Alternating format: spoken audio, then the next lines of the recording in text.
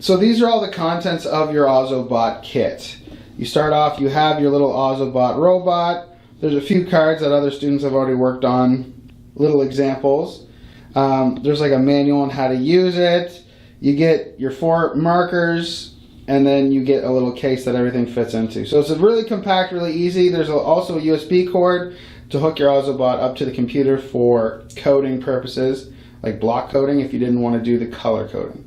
So it's a very simple, very compact little kit. There are 6 of them, and you can borrow these anytime.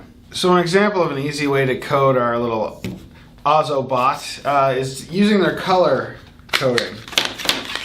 So there's tons of lesson plans online for these, and you can just go on and print them off. They have video step-by-step guides that you can use with your kids. They can practice just color coding with markers. So it's a really cool little process to make this bot do things.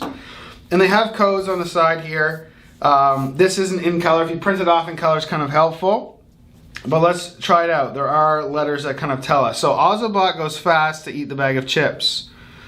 So I got to get all the way down here to the bag of chips, and he has to go fast. So we look down here, fast is blue, black, blue.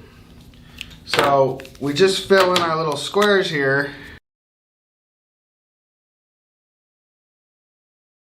All right, and then we have to go down. If we look this way, we can be like, okay, it has to go right. So basically it tells you when to turn at an intersection. So right is blue, red, green.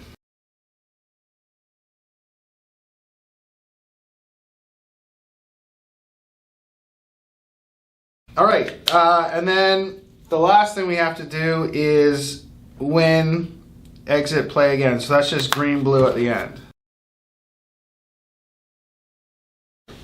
So we turn on our little robot on the side there. Speeds up, turns, boop. Look at that, he got his chips. So now you can step up the difficulty, so we'll have a look at that. So this one you can see isn't filled out. So we have Ozobot spins to chase the dog. All right, so now we have to put in spin. We see there's a 4 block here, and so spin is green, red, green, red. And then we're gonna move up to here where we want to turn left to go see the dog. So that will be green, black, red.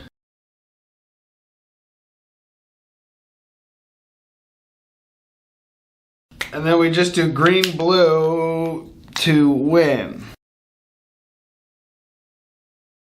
So hopefully we don't go down this path. That's the wrong path to take. So hopefully he goes up here, turns, and then he wins.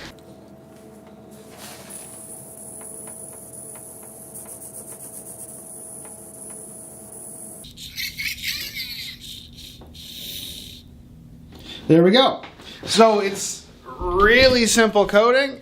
I don't know how this looks. You just use colors, a little robot, and some paper. You can also just draw out your own designs and make it do whatever you want. So you don't have to follow these. And you can code this little guy to do tons of different things. And if you have older kids and you want to step it up a little bit, we can look at block coding to increase. So let me show you just like how we can follow a design. Okay, so I just randomly drew this. I have 2 sections. I have a nitro boost, a fast, travel along thing, and then win in the middle. Just to see how he does with that. So you just turn it on, you place it on your black dot.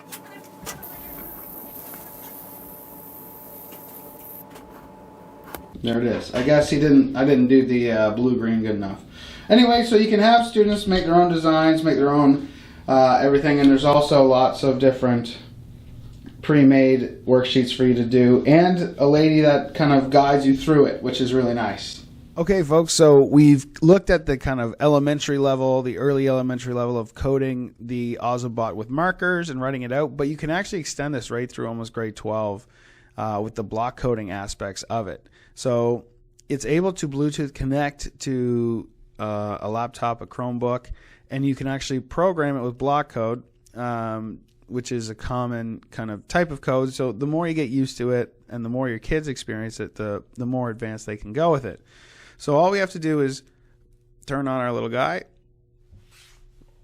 And then now we're within Blockly, Ozobots, and we have an Evo model.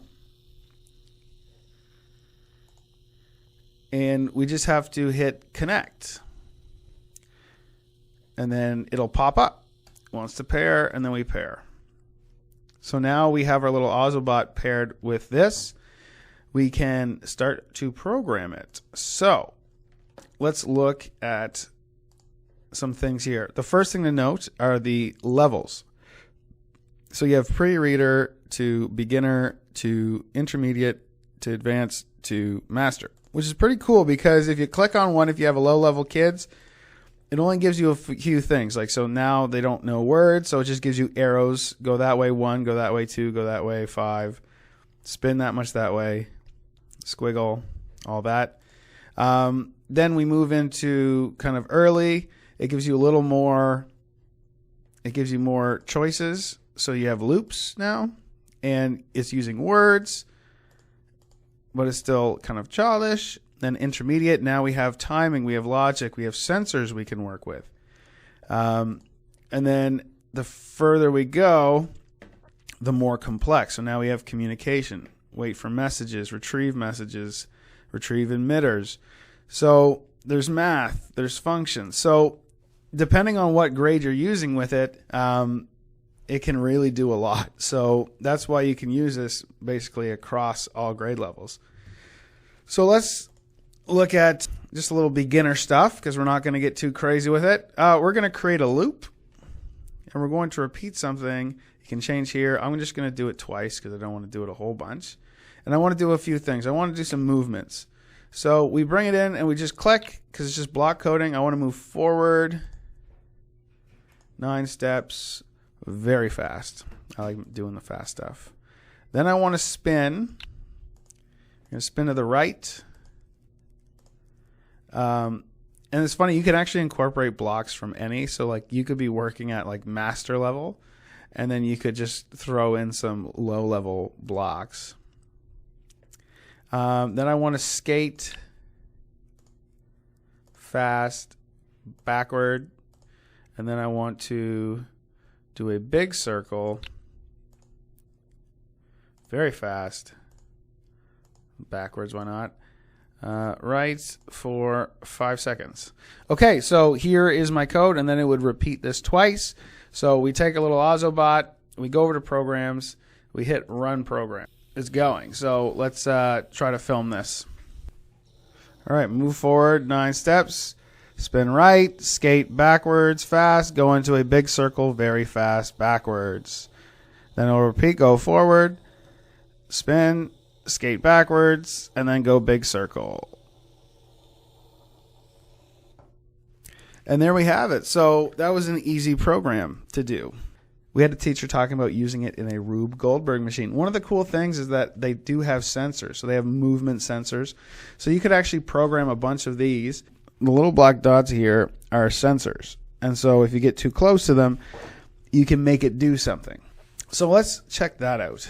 What I have to do is I'm adding in a repeat forever. And now it should always kind of just be on.